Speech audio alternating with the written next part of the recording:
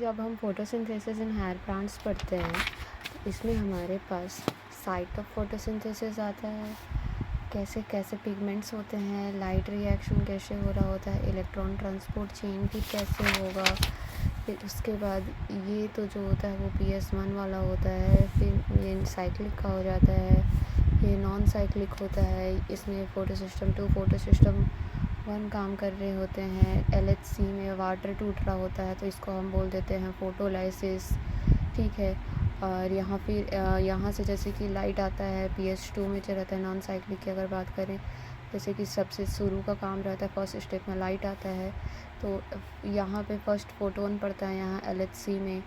यहाँ LHC में जब पड़ता है तो यहाँ पे जो पानी रहता है और जो पिगमेंट रहता है, वो जो पानी रहता है ना जाइलम से जो जा रहा होता है, वहाँ पे जो पानी रहता है वो टूट जाता है और टूटने के बाद जो इलेक्ट्रॉन रहता है वो कूद के ऊपर जाता है और इसका इलेक्ट्रॉन जो रहता है ना, इसका जो इलेक्ट्रॉन रहता है वो कूद के यहाँ जाता है।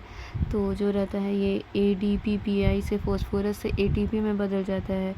फिर ये इलेक्ट्रॉन फिर ठीक है यहाँ ATP बन जाता है। फिर ये जो लाइट का रिएक्शन जो रहता है उसका लाइट का रोशनी फिर यहाँ पे आता है, दूसरा में आता है।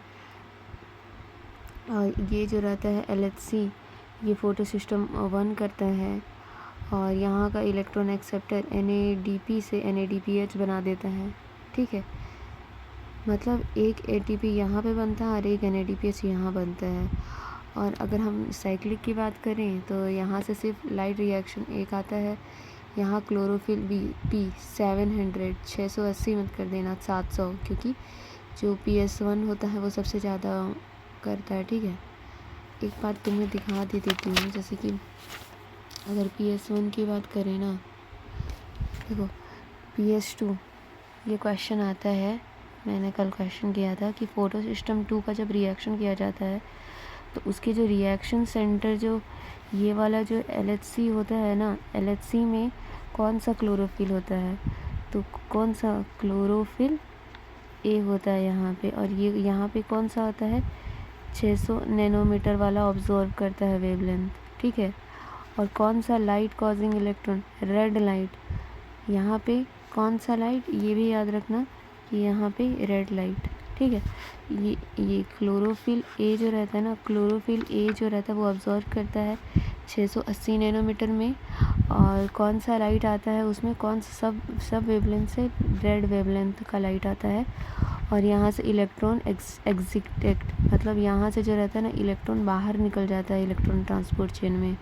ये फोटो सिस्टम 2 की बात कर रहे थे। तो this electron are picked up by electron acceptor which passes them to an electron transport system consisting of the cytochrome.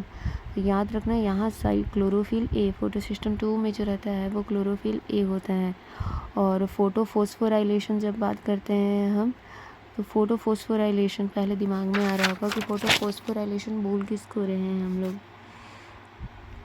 यही इसको बोलते हैं। जैसे कि फोटो फोस्फोराइलेशन किसको बोलते हैं, जैसे कि नॉन साइक्लिक फोटो फोस्फोराइलेशन और साइक्लिक फोटो फोस्फोराइलेशन, ठीक है। तो यही लिखा है कि फोटो फोस्फोराइलेशन चाहे नॉन साइक्लिक और साइक्लिक हो, वो बनाता ATP है, किससे ADP से ATP बनाता है एंड इनऑर्गेनिक फोस्फेट। और ADP और PI जो हम बोलते हैं फोस्फेट, इनऑर्गेनिक फोस्फेट के प्रेजेंस में ATP बनाता है फोटो फोस्फोराइलेशन। ये 2 टाइप के होते हैं, एक साइक्लिक इलेक्ट्रॉन ट्रांसपोर्ट होता है और एक